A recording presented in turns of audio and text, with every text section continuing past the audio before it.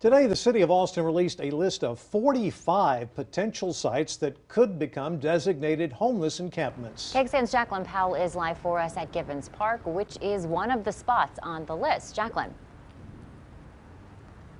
A lot of options on the list are city parks like this or recreation centers, places with a lot of space to put everything that people need to stay there. Now, the city of Austin wants any designated camping spot to at least have about 2 acres or more, and also to have room for plenty of things like tents, shelter, any restrooms, showers people might need. So today I went out with Austin's homeless outreach resource team as they gave out these flyers and went around educating people who are camping about what the move might look like eventually.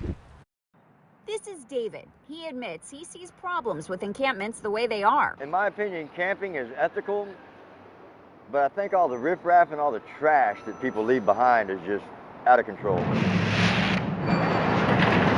He watched as Austin Public Works did a routine cleanup under this overpass, but this week looks different than usual. Police and volunteers are out sharing information about the camping ban. I just hope that everybody's able to find a place, and be safe. Lieutenant Lawrence Davis, who's leading APD's implementation of the camping ban, says that's his goal. So when I tell you, hey, you have to vacate this spot, I want to be humane enough to tell you, here's a safe space where you can go. Given their first look at the city's list so far for areas that could transform into something like this, council members had mixed reactions. I'm right now not confident about the ones that are on this list right now, but I hope that we can get our heads together. Concerns about wildfire and flooding risk in some spots and placing the homeless in busy parks. The city manager stressed council members will play a role in looking for other potential properties. We're going to be following up with each of you individually to look at other potential sites in your district.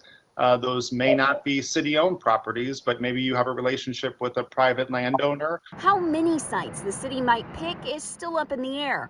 But Lieutenant Davis says what's more sure is that having people in designated encampments will improve safety and access to resources. That's going to make it exponentially more prudent and responsible when we have a location for them to go.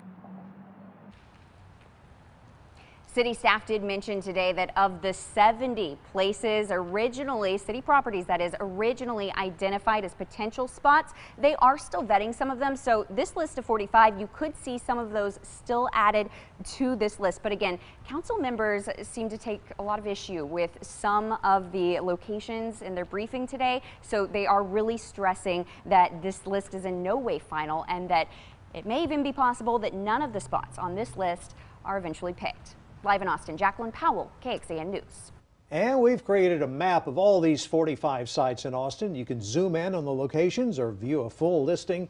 You can find both of these at our story with this story now at our website, kxan.com.